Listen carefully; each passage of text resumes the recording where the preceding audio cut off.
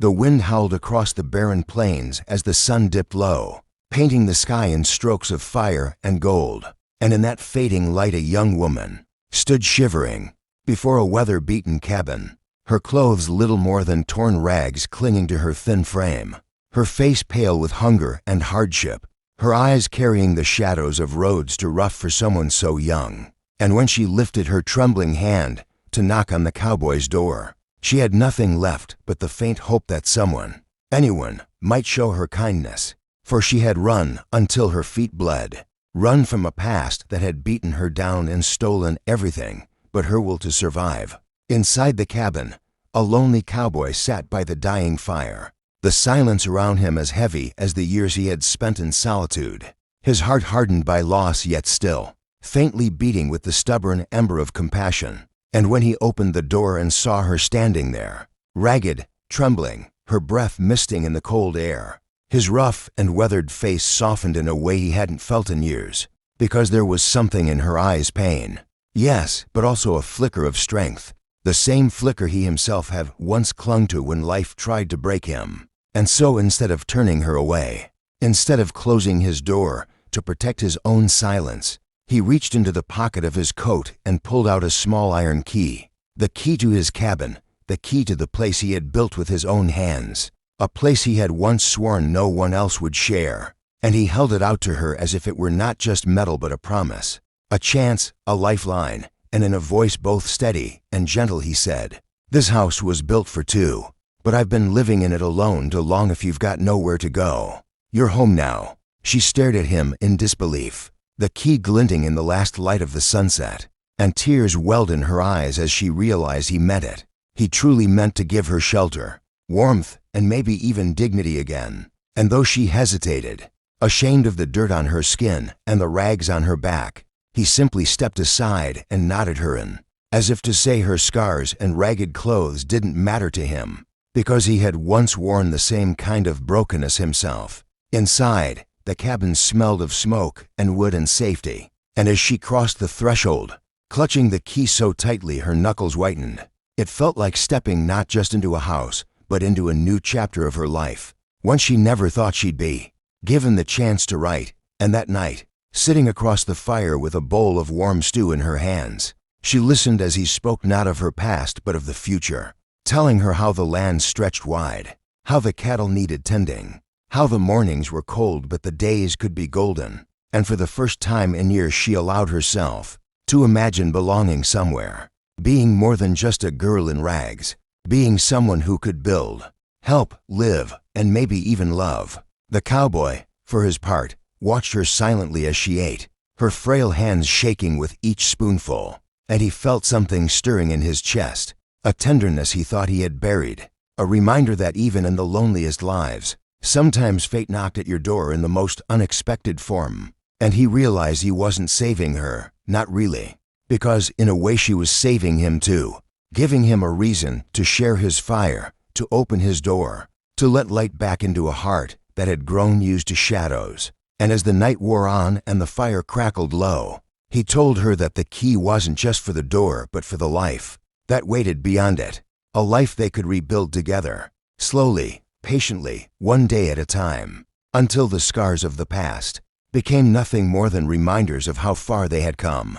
And so, with the sound of the prairie winds outside and the warmth of possibility rising between them, a girl who once knocked in rags and a cowboy who once lived in silence found themselves beginning something neither had dared dream, and their story born of brokenness and loneliness became a story of home, hope, and second chances, the kind of story that proves no matter how cold the world gets, one act of kindness can hand someone not just a key to a door, but a key to a whole new life.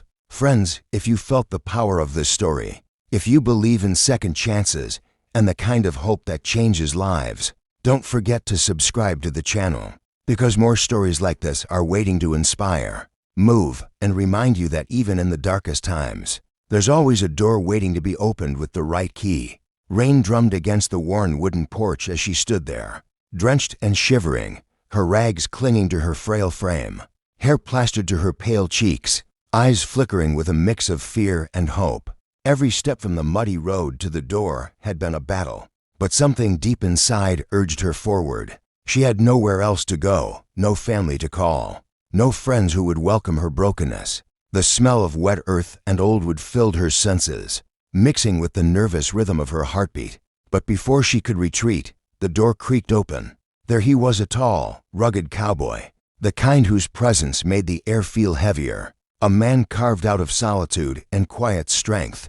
His eyes, sharp yet warm, scanned her from head to toe, a flicker of surprise passing through before he said nothing. She swallowed, her voice trembling like a leaf in the wind. "Please, may I stay? Just for a while?" The silence stretched, broken only by the rain, and she feared he would slam the door in her face. But instead, he stepped aside, and with a simple nod, he gestured for her to enter. The inside smelled faintly of leather, wood smoke, and a life built on simple routines. Yet the warmth hit her like a balm she hadn't known she needed. He didn't ask for her story, didn't question her clothes or her ragged appearance. He merely handed her a towel, gestured to the fireplace, and left her to dry off. His calm presence both terrifying and comforting. She noticed small details, the way the light slanted through the high windows, dust motes dancing in the golden beams, a single rocking chair near the hearth, a few photographs of a life half-lived, and a cowboy hat resting on a hook like a crown he never wore. Her fingers trembled as she dried herself, but a flicker of hope grew in her chest, a spark that maybe, just maybe, she had found a sanctuary. When he returned, it was with a small loaf of bread and a jar of honey. Placing them gently on the wooden table. "Eat," he said simply. No lecture, no questions, just an offering of kindness.